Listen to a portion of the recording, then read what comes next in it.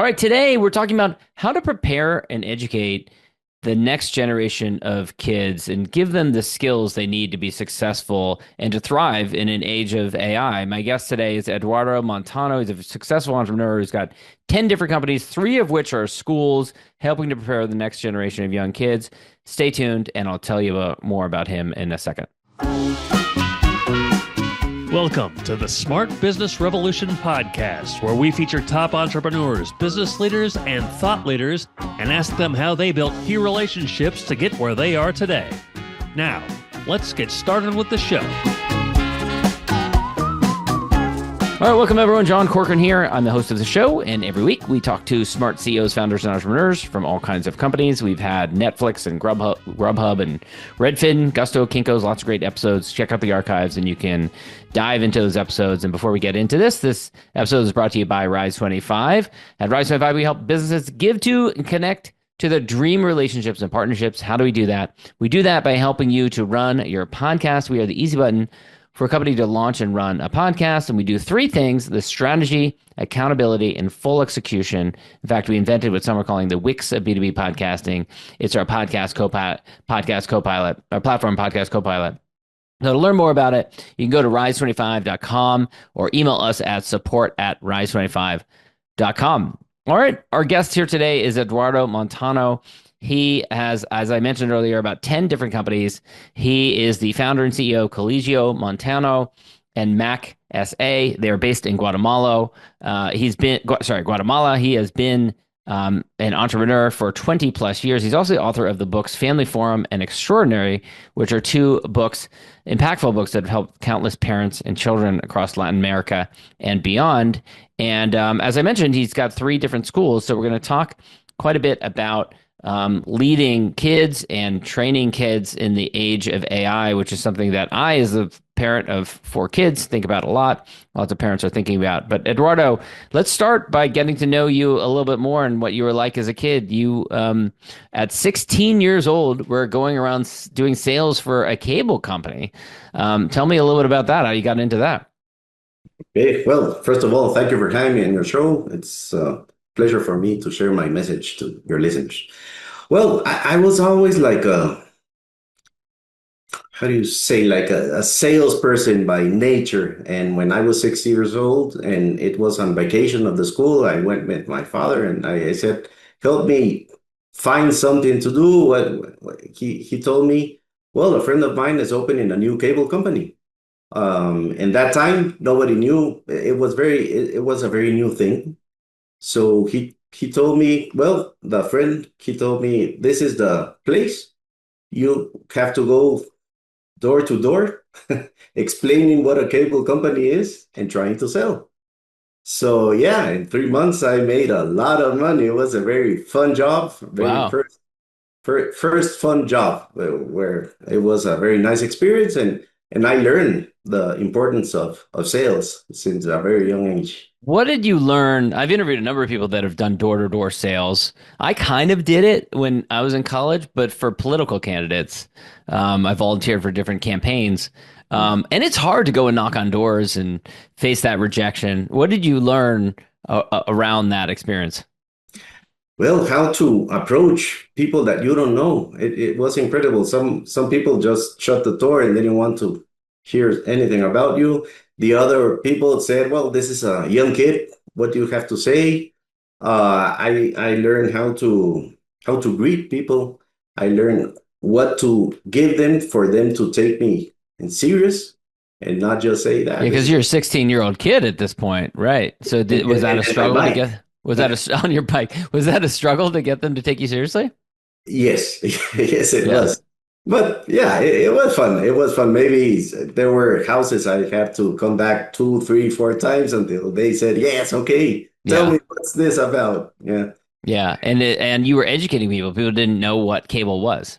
Yes, and that was also very, very fun because in that time, that was technology. Mm-hmm. And explain new technology and how this can improve your life some way or entertaining life or whatever. It's also a fun thing to do. Now, your father also owned a school, so that's kind of how you got into owning schools. Tell us a little bit about that, what that experience was like. Yes, he has always been an educator. He owned a school with another partner. Later, he opened a new school, but the school was not going well financially. So that's when he called me. I had other companies. I was 30 years old, starting more or less my entrepreneurial business after 10 years of experience. So I said, well, it will be fun coming to try to rescue their business, his business. But it was only a temporary job. So I went in, I did what I could do. So 2 years later, we were in black numbers. We were doing okay. What was it you discovered that was the reason that it wasn't profitable? The management was not efficient. The finance are were not managed well. Hmm. And it was not in an orderly manner. There were Hmm. no processes. So the first thing I did for it was certify it ISO 9001 2000 at that time, just to understand the business, understand the processes, make KPIs, establish goals, and make sure that the quality was standardized. That was another thing. We depended on if the teacher was good or bad. I wanted a process to guarantee all teachers were going to deliver what I promised the students, what I promised the parents. So yeah, I made all of these changes, and Was it hard stepping into this school that your father owned? Did you have authority to go into it? And, here's this young kid, the boss's son is coming in, and then there's the family dynamics. Sometimes, parents understandably feel insecure about that, their son coming to the rescue. What were those family dynamics like?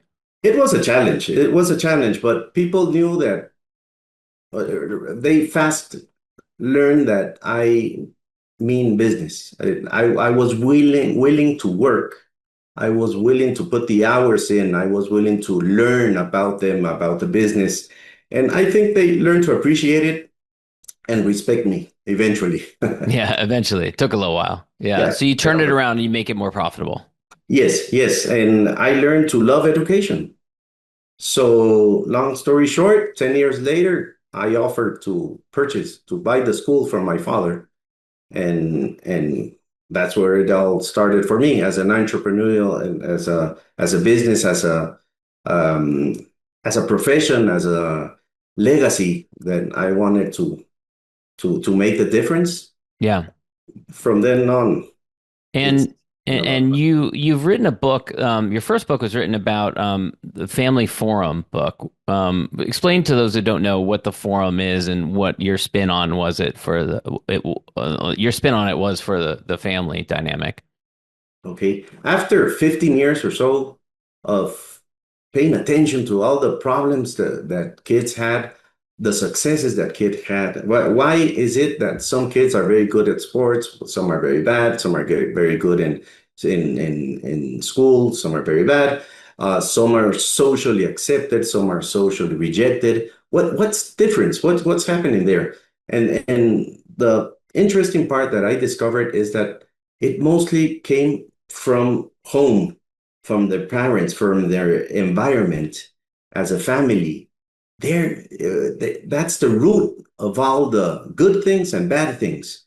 So I wrote all the findings that I had, and then I researched all these findings, and I discovered that these findings were global. Were not on my school. It was everywhere. It's the same thing. So when I understood the findings, I developed this method called Family Forum, where you can contrast all these findings that I had. And this method improves communication, parents, children, develop trust, help the children discover their strengths, and help them take control of their lives because now it's it's a complicated thing. Kids don't have the control. It's social media, friends, and there's a lot going on. So this method helps them get this control, problem solving techniques, the sense of belonging and social appreciated that it's such a hard thing for any person not being socially accepted. Eh, Self-esteem, sense of security, motivate them, mindset of constant growth. It does a lot, but in a fun way, because that was one of the things I Yeah. was looking for it, making it fun, because if it's not fun, they're not going to do it. Now And you and I are both members of Entrepreneurs Organization, which has the forum, and the forum is generally a group of, 7 to 10 business owners that meet on a regular basis, and has a particular agenda. Explain to us, what the format was for your family forum, or format is for your family forum. How is it inspired by that business format? it is inspired by that, but in a family way, because when you discuss it with entrepreneurial friends, it's going to have a business or family focus, but you never interact with them personally. You tell them about your things, but they don't involve the other people. In the family, most of the issues that you talk about involve someone else inside the same circle. Hmm. So that's a challenge. Yeah, it's 6 steps. It's 6 easy steps. And yeah, the first one, like in EO, we help develop emotional intelligence to being in contact with your feelings. So how do you feel? And the interesting thing is that you start with how do you feel and you end how do you feel. What we want to compare if the forum was a successful one. If you And start so with that in the forum context, in the business forum context, in EO, you would start with one word open is an yes, exercise that people do, which is a word to describe where you feel emotionally. Is it ready? Is it anxious? Is it excited? Is it nervous?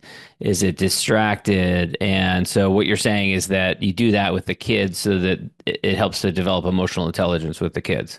yes, because they learn to identify the feeling.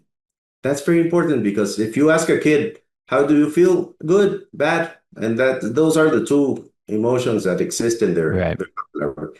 Now, so here we developed a list of all the feelings that it's possible. So we asked them to look at the list and identify, point out exactly how they feel, Mm, because it is very important for the parents to know how they feel. Sometimes we live with them, but we have no idea if mm, they're going, what are they going through, if they're having a serious problem, because their problems are as serious as ours. And, mm. and, and parents, and most of the time, minimize their problems because those are not problems. Mine are big problems. Yours, that's a small thing. But for Right. them, it's as big as your problems are for you. So, all right. So that's step one is developing the emotional intelligence by identifying how they feel in that moment at the beginning of the meeting and the end of the meeting. What's next? Okay, next, also similar to EO, it's the 5%. So we have to be in contact with the best things that happened in the last month and the worst thing that happened in the last month, and personally and in the family. Now, the challenge in the family is that most of the worst things involves another member of the family, but that's okay because for a parent, it's very important to know if their kid is mad at us because of something we said or something we did, and we didn't realize it had a so high impact on them. So that is very important for it to know our kids, to know what do they appreciate, what do they hate, what do they don't like about what the way that you communicate and you interact with them. So, and you cannot answer anything. You have to stay quiet because those are the rules. You cannot make faces. You cannot tell anything. You cannot roll your eyes. The only thing you can do is listen. And the only thing you can do is learn from your kid. and learn to empathize with them, and to make sure that you get all the information and you're not blocking what he's trying to say. So in my That, forum, we might give each member of the forum 4 minutes to do this, and they're going through and they're talking about how they feel, what their emotions are towards their business right now, towards their family right now, and towards themselves personally. And they spend a few minutes to talk about these things with the idea that they're, get in touch with what they want, what they don't want, what's really bothering them, what's really occupying mental space. How does it go with kids then? Is it all personal, or is it like school, sports, family, or, and do you just kind of give them a couple of minutes to talk it through? yeah, it's similar. It's 6 minutes, and it's what makes them feel stronger emotions. Sometimes it's going to be their sports if they're sports oriented. Sometimes it's going to be a bully. Sometimes it's going to be the grades that they're getting. That's where the parents begin to know their kids, because Mm, they don't really know them until they speak of these things. And parents listen with their eyes, with their ears, paying full attention with no cell phones. These are prohibited, right. no distractions. And that's a message that we send the kids right now. You are the priority. You are my main focus. Whatever you say, I am paying attention. By the So way, how old can kids participate in this? How old do they need to be? I've tried it with kids beginning at 7 years, and it works. Mm, And it works fine. yeah. And fun facts. A grandfather once told me he was doing it with his son, which, since he got married, they don't have too much communication, and they were doing it, and it was working great for them Mm. to connect again. That's nice. That's nice. All right, so that's step number two. What's step number three? Goals. Um, Most of the kids only react to day-to-day situations, but they don't have a clear path of where do they want to go. So this is like make them think and establish goals. Maybe they cannot think long term, but they can think medium. They can Okay. think 1 year ahead. And they can say, well, at the end of this year, I want to accomplish this. So this is a very fun way for the parents to be involved in the goals of their kids, and maybe help them accomplish them, not establish them, because the kid should establish his goals, but with ideas to accomplish them. Yeah, they can participate as long as the kids want them to participate. So they make goals, like smart goals, then, and so they learn how to make a goal, and they learn how to follow up a goal, and they are made accountable because they're making it public with their family. All right. I have a 9-year-old whose goal would probably be to eat 1 million pieces of candy by the end of this year. What do you do when they set a goal like that? Yeah, that is not a goal. Yeah. I I mean, it is a goal, but it's not thought you said the parents can't determine the goal. What's going on here, part of Eduardo? what we can do is explain what do we mean about goals. I mean, the goal, let's talk about a school goal. Let's talk about what if you play sports, what is your goal with sports? What do you want to accomplish? You play tennis, okay. How do you want to finish the year? In what place? Or what do you want to accomplish? You have to name something. In grades, well, what average do you want to accomplish? Maybe you want to make more friends. Well, how many friends do you want to make by the end of the year? Or you're not talking to your sister. Oh, well, that could be a goal. Have a better relationship with your sister. So first establish what you want to do, and then the how is after. That's the Okay. actions. And that's the fun part in the forum, where they talk about the actions. Well, I want to be in first place in tennis by the end of the year. Okay, my actions are going to be I'm going to train 5 days a week, 2 or 3 hours, and then I'm going to go to the gym. I'm going to do whatever. That's the actions. What are you going to do? Because the goals don't come from the sky. You have to work for them. But if you are clear of where you want to go, it's going to be a lot easier to establish how you're going to get there. And so is that step number 4, the actions, or is that part of step number 3, discussing the goals? That's step number three. Number That's three. step number 3. Okay. So let's go on to step number 4 then. The four is solving problems. Our kids have problems that sometimes they don't know how to solve them. And that's a big issue for them because they get frustrated. They get very anxious and that's not good for them. So I present my problem and the family, one by one, each throw ideas of how they can solve them. So the idea is that the kid gets 10, 20 ideas of how they can solve their problem. And they have to choose one. And that's their compromise. They compromise that they're gonna solve this problem this way. So by the end of the problem solving, they say, okay, I like these two ways of solving my problems. I'm gonna try this. On Tuesday, I'm gonna go, I'm gonna speak with blah, blah, blah, and then this is what I'm gonna do. And Okay, so let's do a hypothetical here, not at all based on my own personal family experience, but let's say one kid says, "My problem is my dad doesn't let me play Minecraft enough and get enough iPad time." So okay, then the siblings will give them ideas about how to solve that problem? yeah, maybe, maybe the father, he can also give ideas. He say, well, you want to play more, okay? And I have a limit. Is it fair to say that 1 hour is enough for you to play? That's an idea because I want you to play outside. I want you to do this. I want you to do that. So it's an opportunity also for the father to explain why he's making some decisions and what's behind it. Because I'm not a big fan of you have to do this because I say so, but you have to. This is why I'm asking you to do this.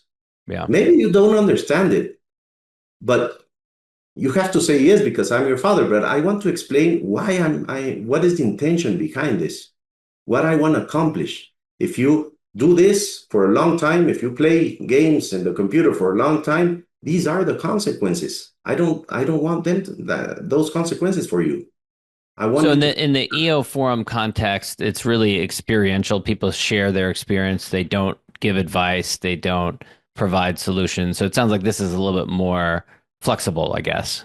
Yes, yes. These are ideas. Most of them are based on experience. Others are based on what they have been studying, reading books about parenting, and they learn about these new things, games that didn't existed in when the father was a kid. Now they exist, and now the problem is obvious.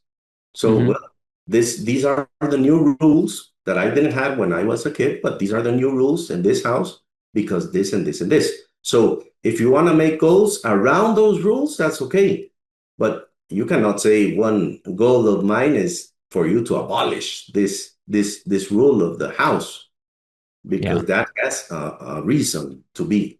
Okay. What another hypothetical here? Again, not at all based on my own personal family experience, but let's say that the one of the spouses, say the wife, maybe, how do you avoid, kind of ongoing challenges and friction, kind of boiling up in this context and creating a lot of animosity? I'll give you an example. Like if we were doing this in my family, my wife would probably be bringing up that,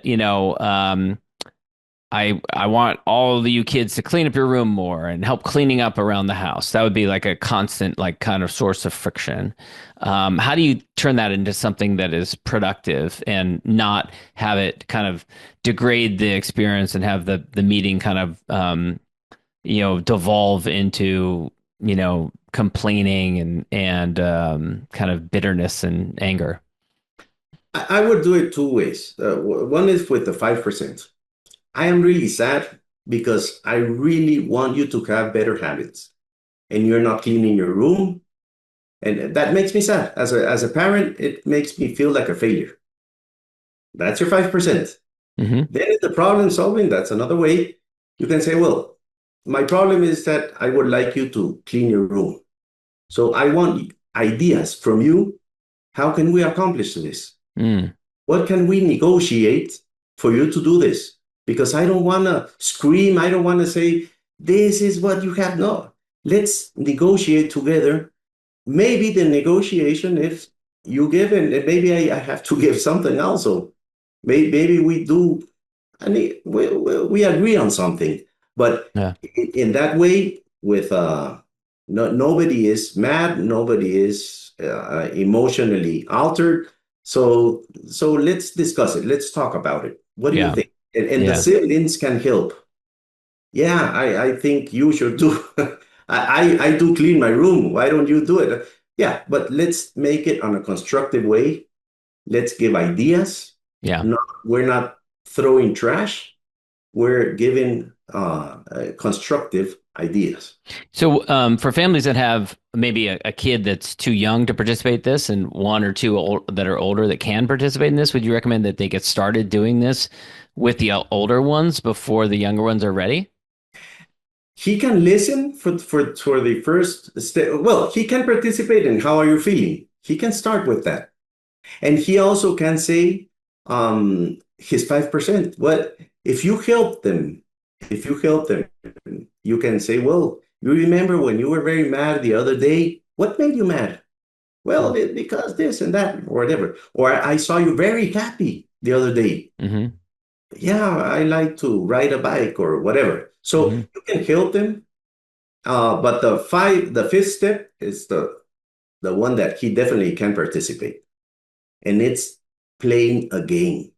Hmm. You have to play with your kids. The parents are playing less and less with their kids, and that's a great source of communication. When you're playing, kids say stuff. They tell you things that you cannot find out any other way. So they play whatever the kids want, Could whatever. be sports, could be a board game. It could be a board game. Actually, we play board games, or it could Uh-huh. be outside, or whatever that everybody enjoys. There's also conditions. All of these have rules, and Okay. one of the rules is don't let the kids win. Don't let the kids win. No, no, they Really? have to Why? earn it. They have to earn it. They have to be very happy that they finally won. Hmm. But it's not you that you're not giving it out. That's great. All right. That's five. What's number six? It's the closing word. Closing word. Okay. Okay. So same thing, one word close. And the idea behind that is that they, again, are getting in touch with their emotional intelligence. And they might say, maybe they were anxious at the beginning and after this, they're feeling relieved or relaxed or That's the something. idea. Yeah. If you Yeah. accomplish that, the forum was a success. Okay. All right. Cool. I love this. This is such a cool format. All right. I want to make sure that we get to your more recent book.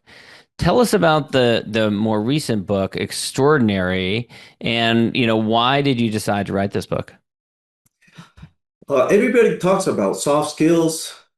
I now call power skills, but these soft skills are like theory. Oh, soft skills here, soft skills there. The schools, they talk about them, but they don't teach them because it's hard to teach because Hmm. it suppose you see subjects like math and social studies and whatever.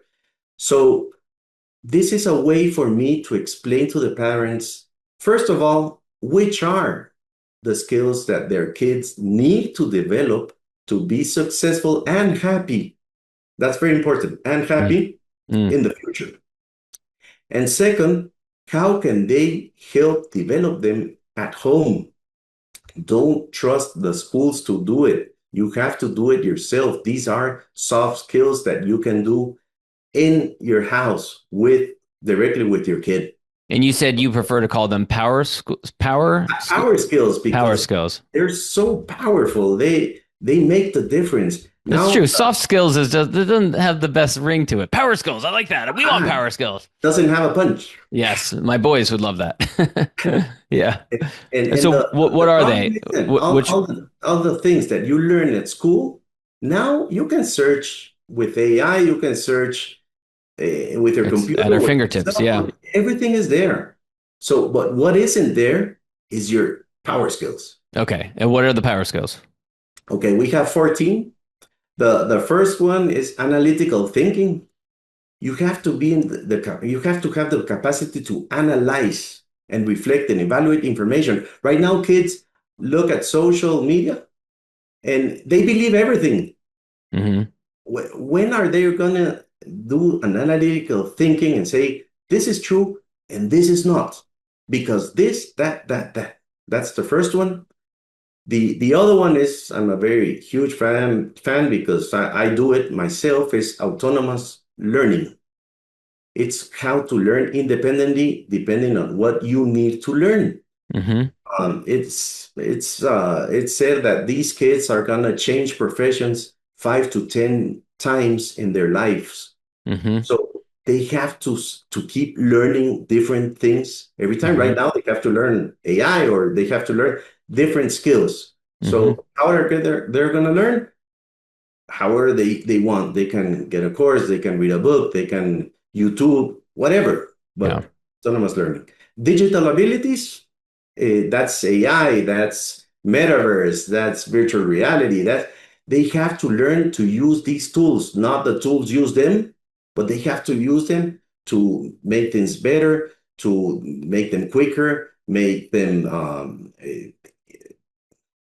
make them more productive than they could have been without these tools. Yeah, I had a great time recently working on a school project with my 11-year-old. He had to do an artist report. So he picked an artist and then he had to do these different sub assignments. He had to write a summary of him. He had to write a letter to him. He had to create a drawing that was inspired but slightly different from his art. And we used AI a number of steps along the way. I didn't let him just use the AI, like generate it and create it, but I used it more for idea generation, for learning about the artist's background, even like generating an image that he then had to draw. So he looked at it and then he drew it himself based on the image that the AI had come up with. Is that a good way to utilize AI with the kid? Yes, I mean, there's two ways of using it. One is for AI to do the work for me, and the other one is help me understand what I have to do. So prompting is a very nice way of understanding your problem. Yeah. If you know exactly what to ask, it's like programming something in a computer. I'm a systems engineer, so it's very similar. You have to tell them exactly what you want for it to give you the right information. So Mhm. prompting I like. And yeah, you can use AI, for example, help me understand this subject and give me 10 questions, Mhm. multiple choice questions or open questions, and help me understand it. So quiz Mhm. me, I'll Oh, I answer. did. I did that one the other day too. We were learning the state capitals, so I brought out ChatGPT, and we used the voice mode and just said, "Quiz us on the state capitals." And then sometimes, if we kept forgetting it, I would say, "Give me something about this city so that I will remember it." Which it wasn't great at, but it was a little helpful. It was pretty cool way to learn it. Great. And you can Yeah. say I memorize better images. Give me an Hmm. image I can relate to. Yeah. So yeah.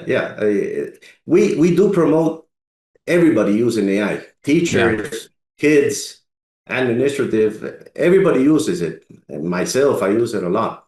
Well, I even interesting. have Yeah. an agent of myself. It seems to me that academia isn't quite sure, and we're recording this in May of 2025, but they're not quite sure what to do with AI right now. How there isn't really a standard way of approaching it. And kind of a lot of different schools and teachers are just trying to figure this stuff out.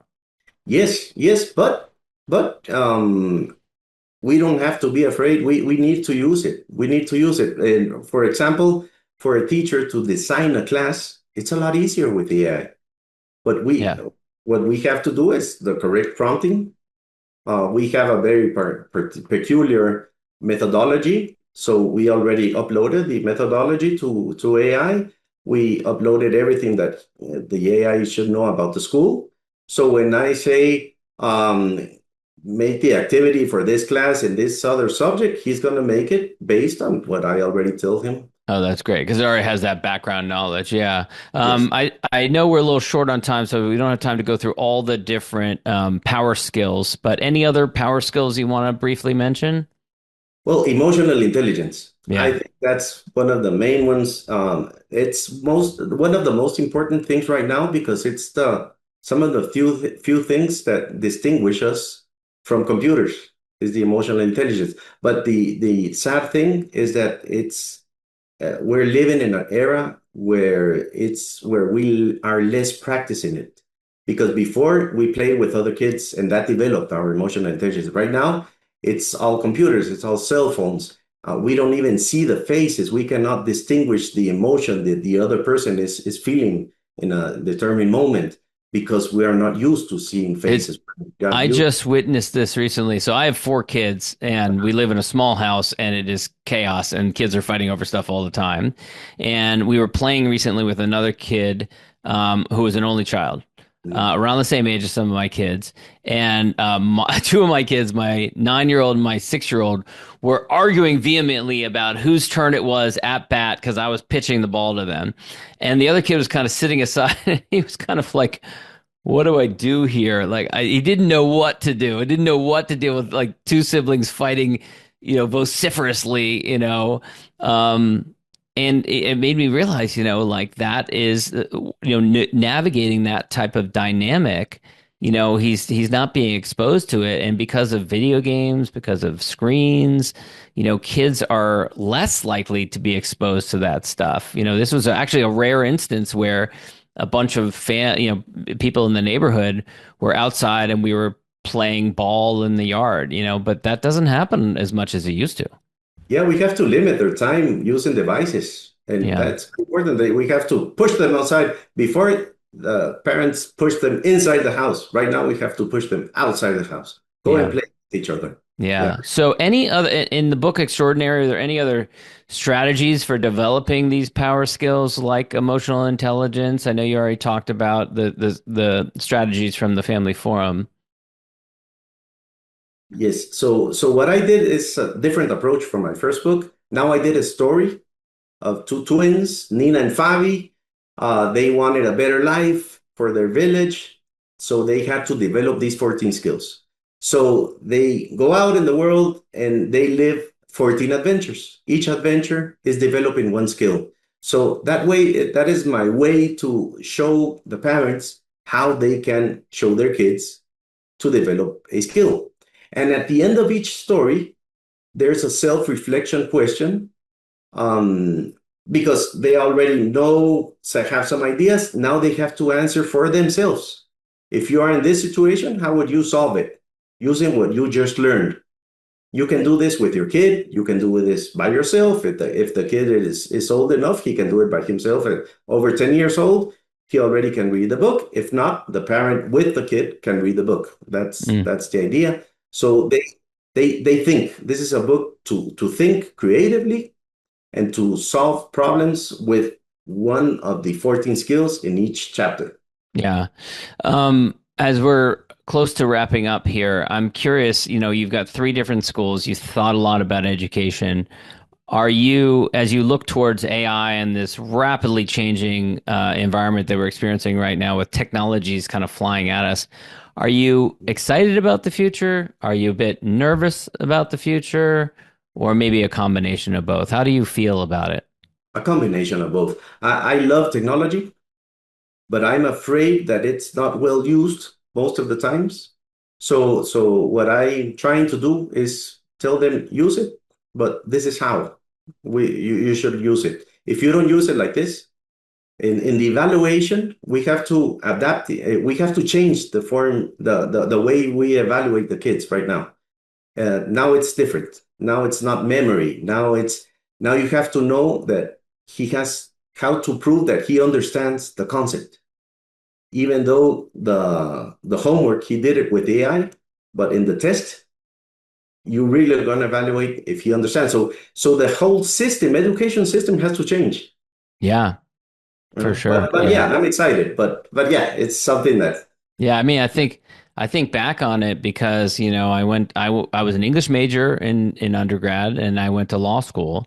And so many of the ways that I was tested on material was writing out long form essays, and you certainly Yeah. couldn't do that these days because you have no way of really knowing whether it was generated by AI. So I imagine it's going to have to move to more in-person testing where you know that the person is actually outputting and understanding the material. And the homework shouldn't have any grade because you don't know how he did it. And the tests Mm. should have more grade because Oh, there yeah. he really Yeah. proves himself. Yeah, you're So right. yeah, Yeah. all the system has to Right. change. Right. That's a good point. I hadn't thought about that. Eduardo, this is fascinating. And thank you so much for sharing your ideas here. I want to wrap up with my last question, which is my gratitude question. So I'm a big fan of gratitude and giving our guests a little bit of space to acknowledge any peers, contemporaries, mentors that you would want to shout out and just thank them for helping you in your journey. Well, that's a great question. Uh, I do every day. I express my gratitude to myself. My first gratitude goes to God. I have very strong beliefs. So every problem I put it in His hands. But yeah, my foreign mates, for example, they helped me think bigger. I had only one school, and come on, why didn't you open another one? And why didn't you do this? And why didn't you do that? You have great stuff. Why didn't you write something? So they like pushed Mm. me beyond my safe zone. And actual and books. Stephen Covey, for example, he made a huge impact in me and how do I manage myself and my companies. Scaling Up is another huge book for me. That's the way I manage my businesses. Got Yeah, it right there. Yeah, that's always close by. Yeah, yeah. great book. Great book. Eduardo, where can people go to learn more about you, check out your books, connect with you if they have any questions? Thank you very much. In Amazon, you only look for my name, Eduardo Montano, and the book is Extraordinary. That's one, and the other one is Family Forum. And my page, it's www.eduardomontano.com. There you can see my videos also in YouTube. Family Tips is my channel, English and Spanish, and the books are also English and Spanish. Excellent. Eduardo, thanks so much. I enjoyed it very much. Thank you. Thanks for listening to the Smart Business Revolution podcast.